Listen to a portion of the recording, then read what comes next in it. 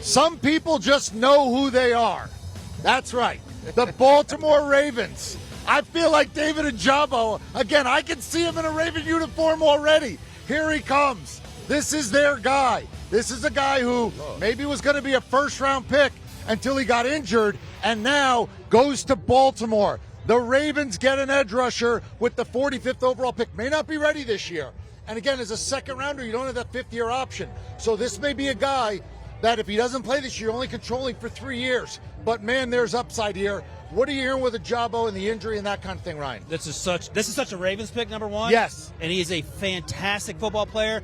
More than that, he's a fantastic person. He was born in Nigeria, grew up in Scotland. His parents sent him over here to go to high school, and they said, listen, we don't care about the sports, which is why we care about you getting an education. He was an academic All-American at Michigan. Michigan, it turns out, is a pretty good school. And the thing about him, there's a connection between him and Odafe Owe, who they drafted last year in the first round. They know each other from back in the day, and not only that, they have not played a lot of football, both these guys. Mm-hmm. Both are insanely athletic, and both are only going to get better. Ojabo told us in the Combine, he said, I've been playing football for 5 years.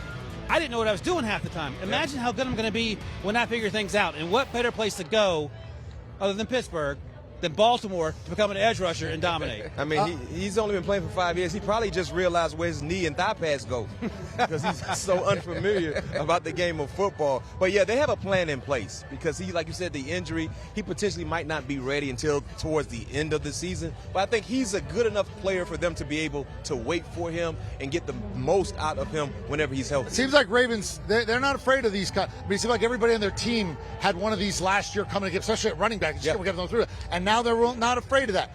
When you were a GM and you heard injury, not going to have a guy for most of the year, what injuries were you willing to go, okay, and shrug your shoulders, and what injuries sort of gave you a little pause, and how does that fit in here? Well, the Achilles is a little bit of a concern because he's such an explosive athlete, but he's too good a football player to pass up at this point in the draft. And if you have enough patience to get him rehabbed, it's going to pay off for you in the long run.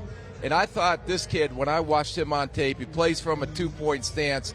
He had more upside and was more athletic than Kwity Paye, who came out last year. Wow. As a first rounder. As a first rounder. Wow. Right. Would you have taken him in the first round with this injury, or could you just not do that? That's hard as a GM because... Even though you're going to get a fifth year if you take him in the first round, which you don't get in a second rounder. Right, but your first rounder, you're hoping he's going to come in, and you're taking him because you need someone to come in and make an immediate impact on your roster. And he's not going to be able to do that, but this is a great pick. And this is truly a Baltimore pick because I know how disciplined are. They take good football players. I mean, I thought the center they took, Linderbaum last night, fit perfectly what they needed. It was a huge need for him. And he's just another solid character guy, solid football player. Kyle Hamilton, too. I feel like Baltimore could teach a class on how to stay in your lane, know who you are, know thyself, and succeed in life, right? They know exactly who they are and what they want to do, and this just seems to be another perfect Baltimore pick, which is why, despite the fact they had a weird year last year, some injuries, and it was a strange division, usually year in, year out, that has been a team that has overachieved. David Ojabo heading to Charm City. Do you want a sports network that delivers everything that matters about the game? The highlights, the picks, the instant analysis, no yelling, no fake debates, no politics. Hit the subscribe button and never miss a moment.